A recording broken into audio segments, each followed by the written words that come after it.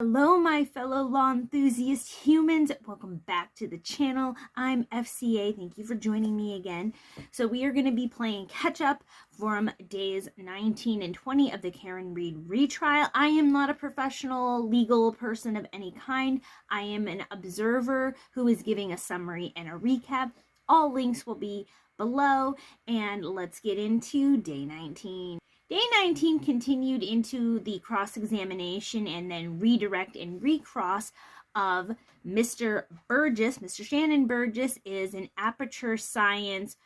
He has a whole list on his resume of reconstructionist, data phone analysis, car infotainment systems, and that's what we're going to focus on today. For those of you like myself who didn't know or have ever heard of an infotainment system, that is in more modern cars that have a lot of fancy electronic stuff.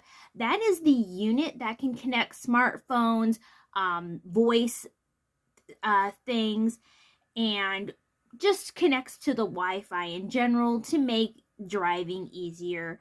Voice commands, that's what I was trying to look for, and go through all of that stuff. And that is what Mr. Burgess was looking into. He said, yeah, the tech experts from the defense, they're wrong because they're aligning with the wrong clocks. That's not what this data is showing. But when he was presenting his data, it was pointed out by the defense that he didn't mark those differential things. He just explained them. But it's not anywhere on his chart. It's just a thing of data with no change in data point. And Mr. Burgess was trying to explain it, but if it's not showing on your chart, and once again, Mr. Burgess had the wrong date on his chart. He put down January 30th, and he said multiple times, yeah, January 30th, that's where this date is from. And it's like, no, the incident that we are talking about is from January 29th. By January 30th, the car was just sitting in the Sally port at Canton PD. So none of these data points would have been doing anything. He reiterated the three-point turn and where those mechanisms showed with the stop starts on the system of the car into further analysis. And on redirect, Brennan really tried to emphasize you don't need a degree, because if we remember from day 18, it was pointed out by the defense that Mr. Burgess had lied on his LinkedIn and company website about having a degree that he doesn't have, that he has not actually been actively pursuing a degree. He's not enrolled in any universities. And the university that he claimed to have gotten the degree between 2016 and 2018 on the LinkedIn and on his website is from the University of Alabama of Birmingham, which is the University of Alabama overseas. But that university doesn't even offer the degree that he says he's already has. And he says, I haven't been on my LinkedIn in 10 years on redirect. I don't need that degree or that particular bachelor's degree to do this work. I have licensures and certifications and all of these things. I don't need the general studies of mathematics and business administration to do forensic analysis of a car. And it was also pointed out by Brennan that he's not in charge of the company website, that he didn't put that on the website. Aperture Science has about 100 people in 15 different offices, and there are other people who are in charge of the website and putting CVs and credentials on the website. He didn't have any input on it. He didn't oversee it. He didn't submit anything. Someone else did all of that stuff on the company website. He was not a part of that, so he can't be blamed and targeted for what is on the company website. It shouldn't be brought up in a not updated LinkedIn thing, because he's been working for Aperture Labs for 10 years, and that was the last time he put anything on his LinkedIn. And also, it was pointed out by Brennan on redirect that he never lied on the stand. He never claimed to have that degree on the stand. When he presented information, his thing said pending. And, pending can mean a lot of things. You might have to put your going to enrollment classes on hold at the time for a slew of other reasons. Maybe it's financial, maybe it's traveling for work, needing to take off time for family. There's just a lot of other reasons why you might not be actively enrolled right now. And some universities are like, well, we can't just put you on hold. You have to remove yourself from the university list, and then when you come back, you have to go through all the stuff. So those things were brought up, and he tried, and I think that it's a good thing to point out. It's like, okay, I'm not in charge of the website. You ever get blamed for something that's not your fault? I didn't put that there. Why am I getting blamed for it? But it's like, you should probably check the credentials on the company website that you're working for and not just leave them there unknown for 10 years. And he also mentioned a slew of other things about, oh, I made a mistake in the data. It's supposed to be this. It means all this stuff. And I'm just over here wondering, and I bet the jury is too, how much are you going to be able to trust an expert who is supposed to be giving you down to the second timing differences in Karen Reed's car versus the phone data and stuff, and trying to say why the defense information is wrong to the second when this man has the wrong date on his data, when this man has a slew of typos throughout his testimony that he had to explain and correct, when this expert doesn't do any edits and reviews of his stuff, apparently. How many typos and mistakes do you let go of before you're like, stop, that's a problem? And it's like, is the fact that he doesn't need a bachelor's in studies or science and mathematics and business administration, is that really the part that's going to hold water for the jury? Or is it the part that, okay, but you said that you have this degree, and you put that on your LinkedIn 10 years ago, that you got it in 2016 to 2018. You know that's not true. If you did it 10 years ago in 2025, it's 2025, 10 years ago is 2015. You put that you were going to graduate in 2016 to 2018. It's been 17 years and you haven't done that. You never bothered to change it in that whole time period. And you claim that you got a degree from a university that doesn't have it. So how were you ever enrolled in that program? And how much of the rest of that information is trustworthy after that? That's up to the jury to decide. Then we started getting into the trace analysis witness, Christina Hanley. She was on the stand for a whole 15 minutes before the judge was like, okay, we're done here. And she just started going through her introductory background. So then we fast forward into day 20. Day 20 started out with some chaos. What happened was, and this was Wednesday, by the way, on last Wednesday, today is the 25th of May, making last Wednesday the 21st of May. And it started out with there needing to be sidebars. The courtroom was cleared out, and all of the jurors had to be spoken to individually. And what I can conclude from what happened, there were reports from numerous journalists in the courtroom when they were allowed back in after all of the jurors were questioned, that some of the jurors were just kind of like, they were the two kids who had to get separated in class because there was a rearrangement. All of the jurors came back. None of the jurors were made to leave. But there were jurors that were rearranged in their seating arrangements because it sounds like there were a couple jurors, I don't know how many, but there were at least two jurors who just cannot sit together for whatever reason.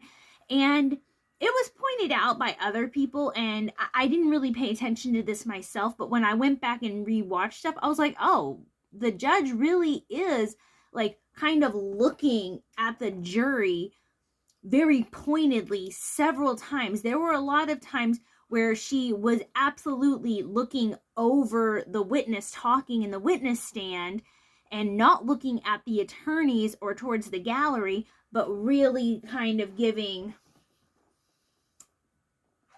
looks to the jury pool.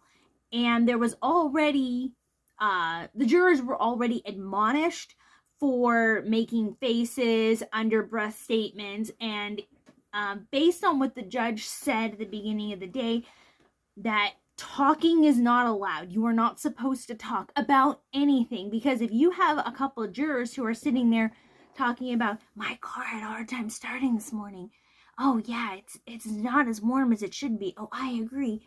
Even though they might not be talking about the case or about the lawyers, which I learned that apparently you're not even allowed to talk about the lawyers. You're not allowed to say they had a nice suit. Like, you're not allowed to comment on them at all. I'm like, well, that's not really about the case. You're not even allowed to say the juror that the lawyer had a nice tie. That's considered out of bounds. Okay, I mean, I guess you want to keep all the propriety as intact as possible. So if they don't say anything about the court whatsoever, then there can't ever be any misinterpretation about what they were talking about. So I guess that's just like a super precaution. That seems like a bit much to me. Tell me what you think. Do you think that that's like crazy? Like, why? Or are you like, no, that makes sense. You really want to have everything be on the up and up. Freedom is on the line, and there is a dead person who we're talking about. We need to like focus.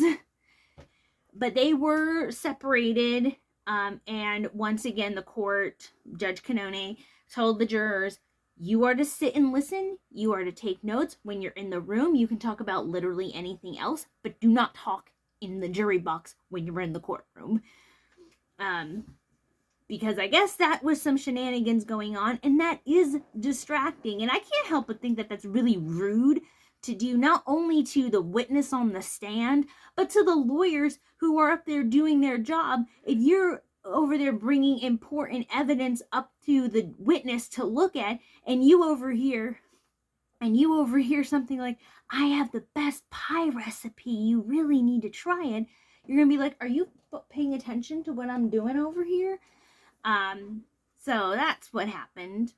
Then we had a witness called out of order. That required a little bit of some kerfuffling happening in the courtroom as well, putting everything on another delay. But we have witness number 37, Dr. Isaac Wolf, spelled in a very fancy way.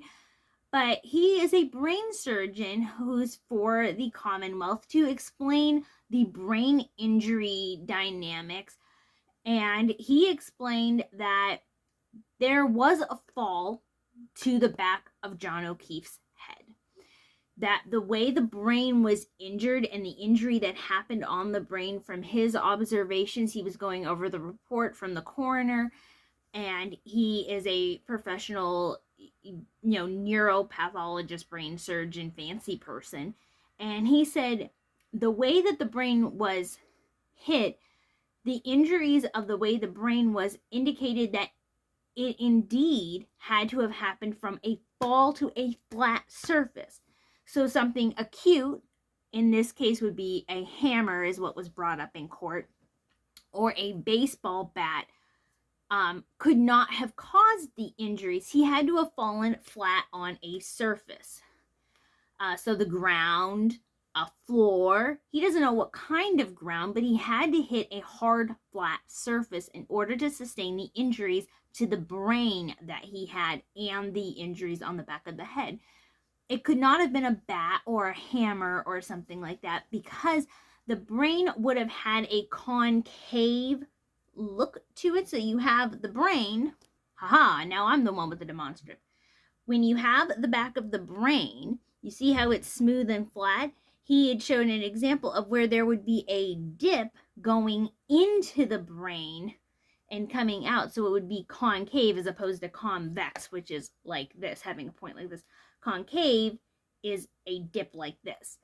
That was not present on John O'Keefe's brain. The defense did point out, and that explains the back of the head fall, explains why he had the raccoon eyes, the double black eyes, which is called ecchymosis, which explains the discoloration of the breakage of the veins around both eyes, also called raccoon eyes. However, it didn't explain the lacerations, because the coroner had explained already that the lacerations and the swelling to the eyes. The discoloration of the blood vessels breaking is one thing, but the lacerations and the swelling, especially of the left eye by itself, was not the same as the right eye. So that could not have been caused by a fall to the back of the head. And Dr. Wolf agreed with that. He was like, I heard her say there was a laceration. I saw that she had a laceration in her report. It seems that he doesn't agree with this laceration, at least based on the tone. That's what I got from it. And it was like, but he did agree. He was like, no, lacerations and swelling of the eyes could not have come from the fall to the back of the head. Just the raccoon eye syndrome.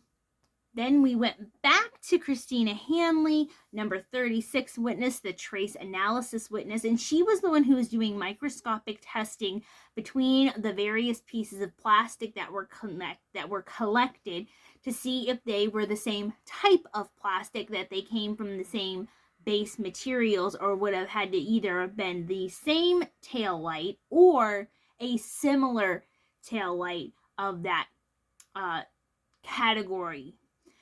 Now, the thing was fascinating here. All of the pieces from the clothing on John O'Keefe's clothes and some of the pieces, the 22 pieces found by Proctor by himself, and remember, he collected and dried out and set out the clothes himself too, and he was the one who bagged and labeled all of that evidence himself, and it was turned over. Those pieces of plastic all lined up and matched up, like, yes, these are the same pieces, and etc.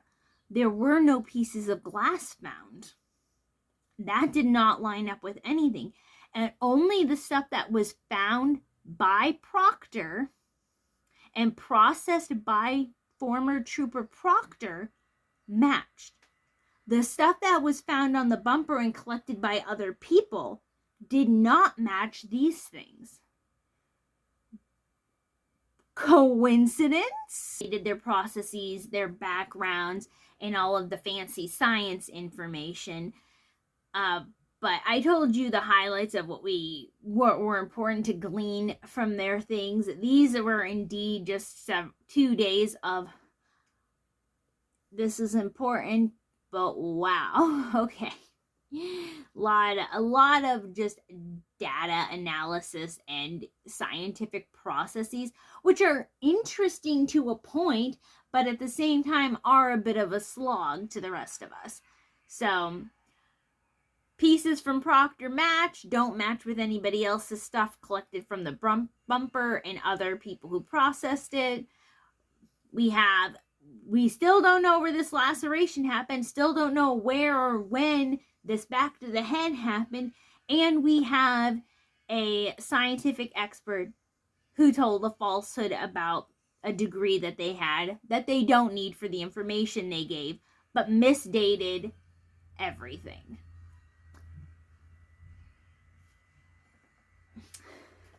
I imagine we're coming to the end of the prosecution's main case. They had said 3 weeks. We're going into about a month, but I also don't think they took into account that there were several witnesses, Jen McCabe and Trooper Sergeant Buchanan, off the top of my head, that had 3-day cross-examinations. So that also cuts into their estimated time. They probably were anticipating shorter crosses for that, which goes into the time.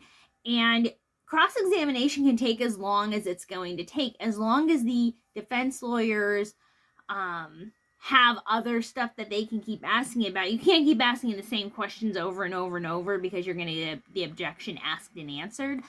But if they have new questions and new information that they need to keep pointing out and bringing up, cross is going to take as long as it's going to take, and there's nothing that anyone can really do about it. We just kind of got to grin and bear it.